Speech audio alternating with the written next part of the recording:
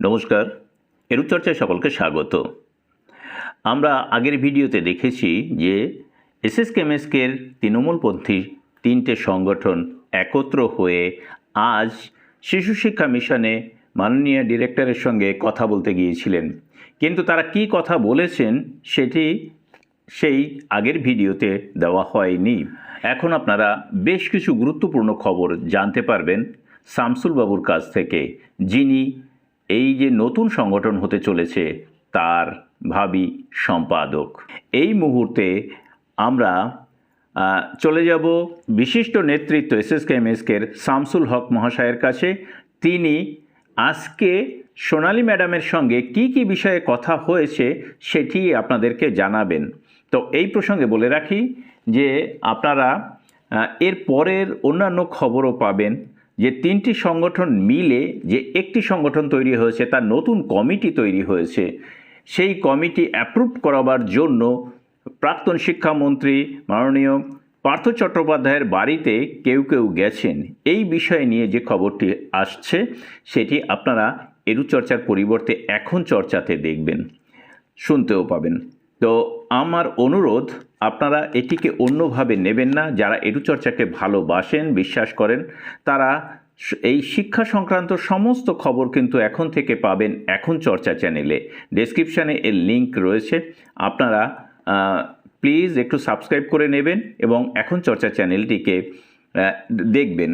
কারণ এডুচর্চায় সাধারণভাবে এখন থেকে শিক্ষা এবং সাংস্কৃতিক অনুষ্ঠানই থাকবে।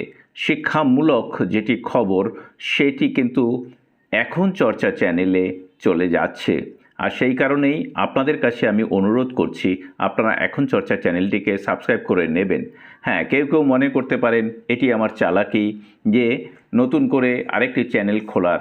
না, আপনারা বিশ্বাস করুন, এডুচর্চাতে যেহেতু ইংরেজি শিক্ষা শুরু হয়েছে এবং সাংস্কৃতিক অনুষ্ঠান বিভিন্ন ধরনের, যেমন আবৃত্তি বা অন্য সাংস্কৃতিক অনুষ্ঠানের ভিডিও থাকছে, তাই আমি চাইছি শিক্ষা সংক্রান্ত সমস্ত খবর একটি আলাদা চ্যানেলে চলে যাবে, সেটি এখন চর্চা। অর্থাৎ এই মুহূর্তে যা খবর হচ্ছে সেটিই আমি সেই চ্যানেলে দেখাবো। আপনাদের কাছে আমার আবার অনুরোধ, আপনারা এখন চর্চা চ্যানেলটিকে একটু সাবস্ক্রাইব করবেন এবং পরবর্তী ভিডিও সেখানেই দেখতে পাবেন ধীরে ধীরে। এবং একটা সময়ে এসে এডুচর্চা থেকে শিক্ষা সংক্রান্ত খবর সমস্তটাই বন্ধ হয়ে যাবে এবং সমস্তটাই প্রকাশিত হবে এখন চর্চা চ্যানেলে। তো চলুন, শামসুল বাবু আমাদের যে যে বিষয় নিয়ে জানালেন সেটি এখন একটু শুনে নিই।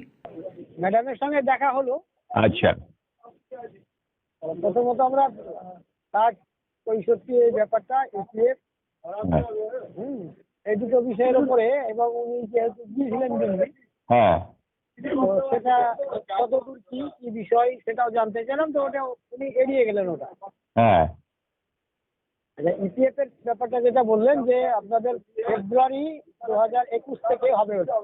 আচ্ছা, তো সেটা আবার যেহেতু আপনাদের অলরেডি ফেব্রুয়ারি 2021 পার হয়ে গেছে, হ্যাঁ, তো সেটা মানে নিয়ম টিয়মের ব্যাপার গুলো দেখে কিভাবে আপনাদের কাটা হয়, তারপরে আপনাদের অর্ডারটা হবে। আচ্ছা, এই একটা দিক গেল। দ্বিতীয় হচ্ছে, উনি আমরা বললাম যে অনেকে আমাদের রিটায়ার্ডের মুখে, কেউ 1 বছর, কেউ 1.5 বছর, কেউ অলরেডি 32 জন রিটায়ার্ড হয়েও গেছে, 2 বছর চলে গেল, তাহলে গভর্নমেন্ট কি ভাবছে এই বিষয়গুলো নিয়ে? তো উনি যেটা বললেন যে বিষয়গুলো নিয়ে তো আমরা সমস্ত কিছু দিয়ে দিয়েছি এডুকেশন।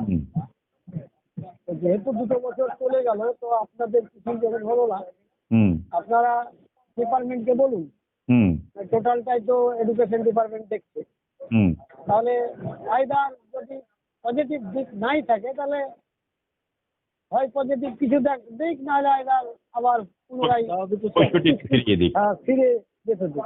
হ্যাঁ, এটা উনি আমাদের পরামর্শ দিলেন। আর একটা বিষয় উনি যেটা বলতে চাইলেন সেটা মনে হয় দিল্লির একটা বিষয়, মনে হলো দিল্লিরই বিষয় এটা। আচ্ছা, মানে বোর্ড রিকগনাইজ, বলেছে স্কুল চালালে স্কুলের মতো চালাতে হবে। সেই ক্ষেত্রে যেটা যেটা স্কুলের যা যা পরিকাঠামো, আচ্ছা, তারপরে যা যা প্রয়োজন, হ্যাঁ, আচ্ছা, তারপরে মানে সিস্টেমের মধ্যে এক কথায় তো আমরা বললাম, বোর্ডের অধীনে আনা। হ্যাঁ, তা আমরা বললাম এটা বিষয়টা কি, হুম, বোর্ড রিকগনাইজ ছাড়া স্কুল চালানো যাবে না। যাবে না। হ্যাঁ, এইটা আপনাদেরকে আপনারা ডিপার্টমেন্ট এবং মিনিস্টারের সঙ্গে যোগাযোগ করে হুম, এই বিষয়টাকে ক্লিয়ার করুন। আচ্ছা, এই তিনটে বিষয় নিয়ে আলোচনা হলো। হুম, আচ্ছা, এবার নিচে আমরা 3টি সংগঠন থেকে গিয়েছিলাম, সাংগঠনিক ব্যাপারটা এবার বলি। হুম, তো যেহেতু আলাদা আলাদা প্যাডে আমরা কাজগুলো করছিলাম, আমরা 3টে সংগঠন বসে, যেটা পার্থ চ্যাটার্জি আমাদের দলের মহাসচিব হ্যাঁ, নামকরণ করে দিয়েছিলেন। 3টি সংগঠন মিলে একটি যে সংগঠন হয়েছে তার পোর্টফোলিও অর্থাৎ পদাধিকারী কে কেমন হলেন এটি শুনতে পাবেন এখন চর্চা চ্যানেলে। প্লিজ আপনারা এখন চর্চা চ্যানেলটিকে একটু ভিজিট করুন। সকলকে ধন্যবাদ জানিয়ে শেষ করছি। ভালো থাকবেন, সুস্থ থাকবেন।